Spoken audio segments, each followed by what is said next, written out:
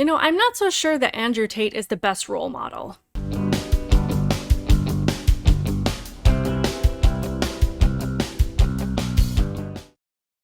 Welcome to my channel, Outspoken Samantha. If you are new here, welcome. Be sure to hit that subscribe button.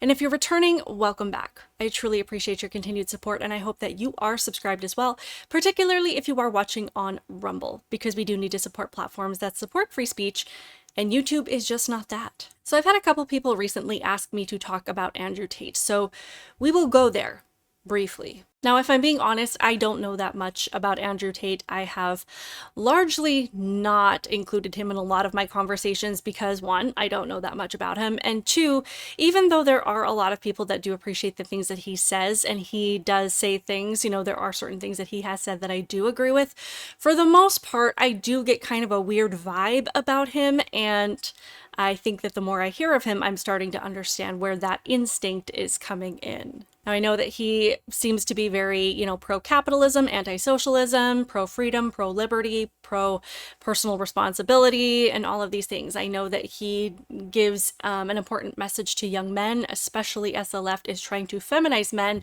and he reminds men of their masculinity, and he encourages them to physically, spiritually, and emotionally strengthen themselves and to better themselves and to work hard, and all of these things, which again, I think are really important messages, and they are definitely needed for young men today. So a couple of days ago, he sat down with TuckerCarlson for this interview, and it's interesting because Andrew Tate definitely strikes me as somebody who really likes the sound of his own voice, and he will go on and on and on about a particular idea, and just because he's Andrew Tate and he said it, that it's something that's valid, that we should listen to, and his ideas are all compelling and coherent and all of these things. So it's funny to listen to him talk. There's definitely that ego, and I don't think that anybody is going to dispute that. So, here he is talking to TuckerCarlson about whether or not he believes in depression, and I thought it was just kind of an interesting thought process behind this. Not saying it's good or bad, but this is just what he had to say about that. You've said depression isn't real, or it's not, as the way we describe depression isn't accurate. What do you think of depression? When I say depression isn't real, that really upset the world, especially the liberals, because they all live on medication, right? When I say depression isn't real, I'm saying that because I don't believe in things that can take away power from me. If I believed in depression, I would have been depressed in jail. But I can't be depressed if I don't believe in it. If you don't believe in ghosts, how can you be haunted? You have two people in a haunted house. One believes in ghosts, one doesn't. There's a knock in the night. One wakes up, calls an exorcist, is terrified, looks for a ghost. The other guy doesn't believe in ghosts. Knock in the night, goes back to sleep. It's the belief in the ghost that gives it the power. If I don't believe in depression, I believe in feeling depressed. Sure, we're humans, we have emotions. Sometimes we feel depressed, sometimes we feel happy. I don't believe in the idea of becoming a depressed person who has depression. I don't believe in that. I don't think that's possible for me. So if I don't believe in it, how can it happen? I don't believe in depression. So why would I not adopt the mindset that makes me the most capable predator I can possibly be? Why not adopt the mindset that makes me as competent and as fearsome as possible? Did he just say that he wanted to adopt the mindset that makes him the most capable predator that he can be? It's just funny the way that he says it's the belief that gives it the power, essentially something like that.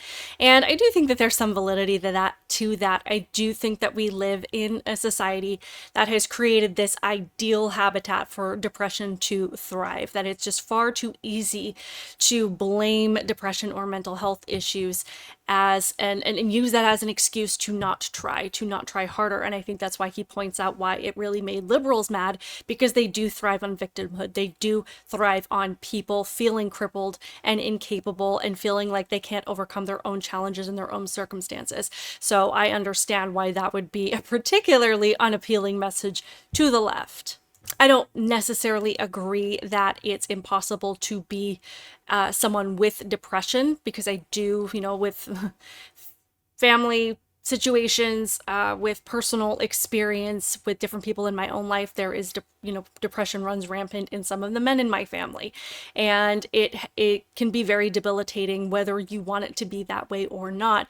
So I also don't think it is helpful to insinuate that it's only something that's in your head if you allow it to be there. So again, just one of these situations where I feel like he's just kind of rambling on and on, because he does continue to go on and on about this thought. And he really seems to believe that because he is the one saying it, that we should all sit down and listen. And, we should probably include it in our next history books, and we should write monumental speeches about what he has to say. I also appreciated this thought that he had about climate change. If you're going to sit there and tell me that I need to give more money to the government to stop the sun from being hot, I'm going to argue with you that I'd rather keep my money.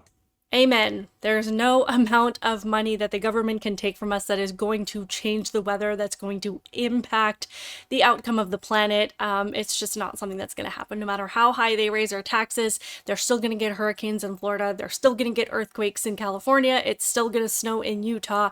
All of these things are still going to happen. So I do appreciate that he said that. And Tucker went into this conversation about finding a decent woman, finding a good woman, but being a good man that deserves to have a good woman.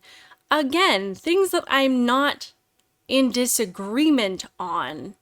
It's just when you understand who Andrew Tate is at his core, it puts a different spin on things. So let's listen to what he has to say here. And if you're arguing that it's really important for a man to find a good woman, Yeah. a decent woman, Yeah. an honest woman, Yeah.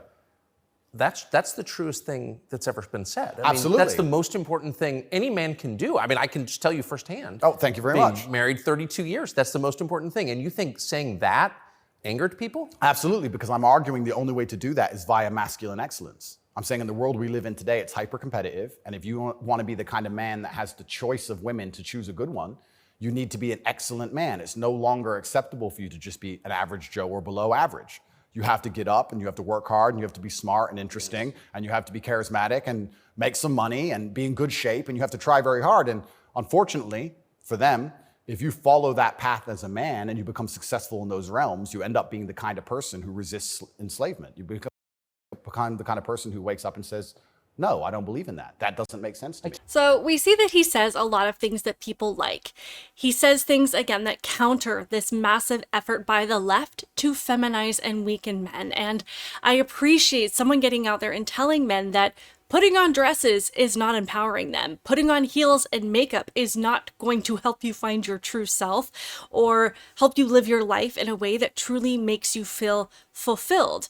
And I think in a lot of ways, he acknowledges the inherent qualities that men have to be protectors and to be providers, and that drive them to take on the more physically demanding roles in society and to build society from the ground up. And when men are taught to hone those traits where they can elevate their inherent talents and skills, that's when they do find fulfillment. But of course, the left doesn't like these messages because the goal is to weaken America. And one of the best ways to weaken America is to weaken America's men, because you don't see this gender ideology crap anywhere else in the world where they're putting their men in dresses and allowing them just to live as their true selves. So this is strictly something that is meant to target America and to bring us to our knees by essentially crippling our warriors. I mean, that's how you end up with crap like this. Prime Day on Amazon, so why not see if Maybelline has any deals going on? And look at that! Super Stay Vinyl Ink is 30% off, and my favorite colors are in stock and ready. Hi, I'm Major Rachel Jones, and what Pride means to me is celebrating that diversity is our strength as a nation and as an army. Pride means something very special to me as a LGBTQ individual, and it's a chance to show everyone what we have to offer in terms of the diverse skill sets that we bring and the diverse ways of thinking we bring into the team to make everything work better. I know I feel safer, don't you? So the issue that I have with this person, and don't be mad at me, because I know there's a lot of people that love Andrew Tate, and just like when I came out and had some not nice things to say about Steven Crowder and y'all went crazy, I know that there are going to be people that really don't like that I don't like Andrew Tate. But here's the thing. My thoughts are this. You can be someone who says all the right things and says a lot of things that people want to hear. But your background and your fundamental belief system, and your worldview, and your real life practices matter. Andrew Tate ran a porn business for years, whether that was an OnlyFans site or whatever it was. There are numerous videos of him talking about how he would coerce women into sleeping with him. He would take them on a date and be all charming and seductive, and then he would get them to sleep with him. And he talked about how he intentionally would not talk about his webcam business, and he would tell other friends that were recruiting for him not to talk about the webcam business on the first date, because clearly they don't want to scare these women. You have to lure them in.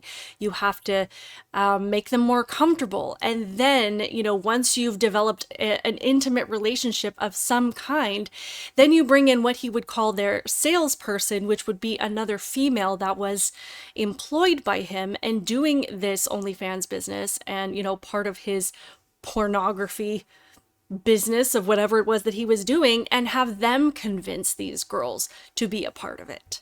There are disturbing videos of him berating women and beating them with a belt and yelling at them and brutalizing them. And I've seen numerous people share these videos. And, you know, I don't particularly want to put them on my channel, but I will link them in the description box if you want to have a look below.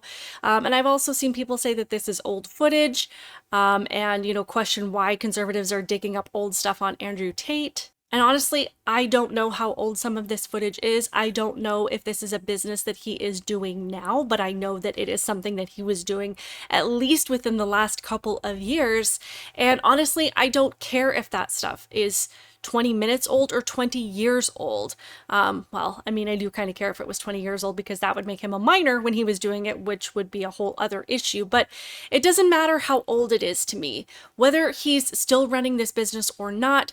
As much as he is trying to elevate masculinity in men, at the root of his beliefs, he also believes, at least to some degree, that that involves minimizing women. At least on some level, he believes that women should be obedient to men, and that if a woman is not obedient to you, then you have the right to force her to be obedient. And not that I'm saying that he's telling men to beat their girlfriends or their wives, but he clearly believes in at least some level of coercion and seduction, which has a level of dishonesty and manipulation to it. So I thought this little exchange between Andrew Tate and Tucker Carlson was also interesting, because clearly, as much as Andrew Tate wants to push men to be more masculine and kind of embrace that part of themselves, he also doesn't see a lot of value in being the kind of man that he just described in the previous clip, and wanting to be a decent man that deserves a decent woman. So it's just kind of mixed messaging here, but let's have a listen. Not be a coward. I mean, it's just a lot easier, right? Well, it used to be.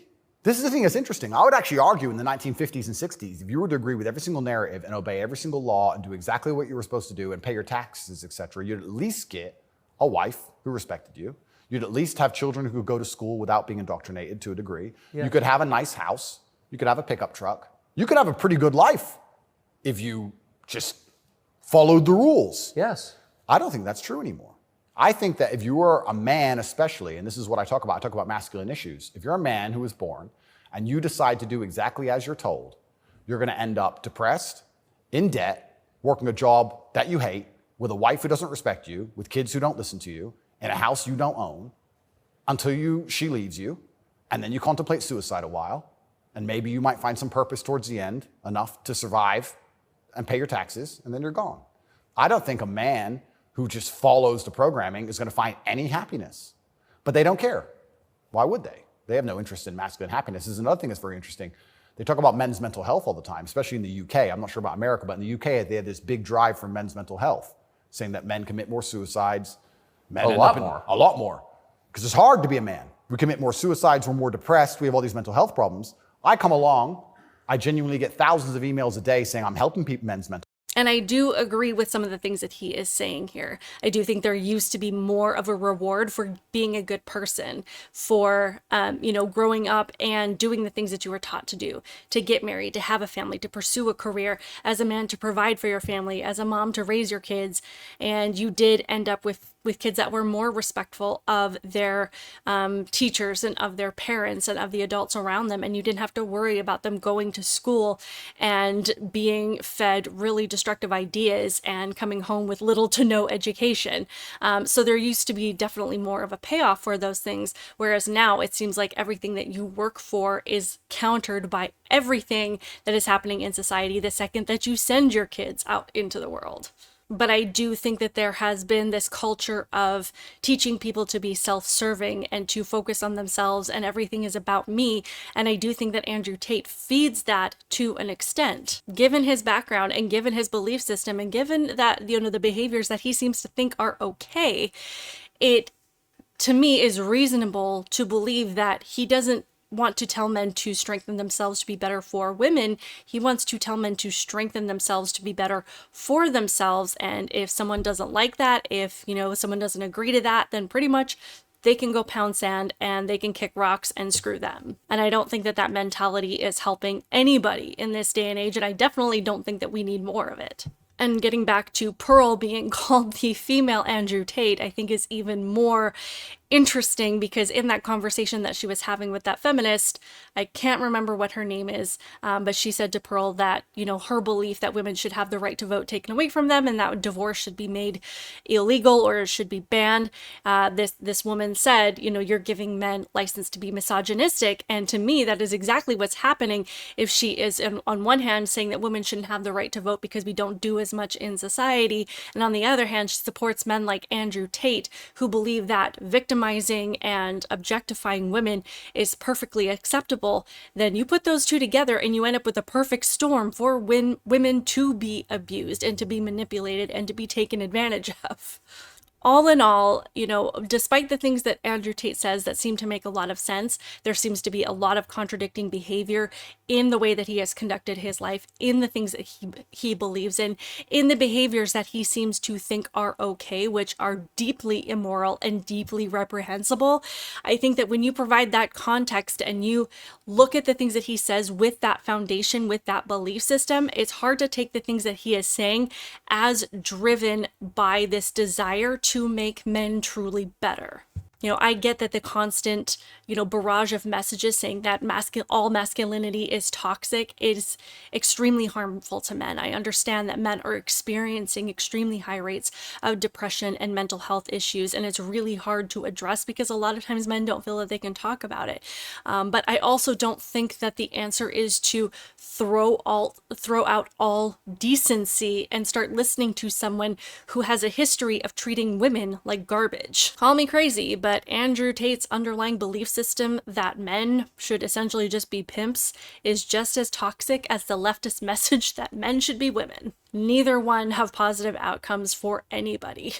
So that's just my thoughts on this person. You can take what he says at face value, but again, if you put the things that he says into context with how he leads his life and the things that he does value, which is very much material possession, which is very much, how he thinks and what he believes in me, and the way he has treated women in the past and all of these things, it just really makes you wonder if what he's saying is meant to benefit people or if it is meant to lead you in just another path of self-destruction that just looks different than the one that is the most loud and the most vocal right now. I would love to hear your thoughts on this in the comments below. Please like this video. Even if you didn't like it, just hit the like button because it helps me in the algorithm. If you hated this video, you can tell me that in the comments as well. I would love it if you would subscribe so you can hate the next video that I post as well. And I will see you in the next one. Bye.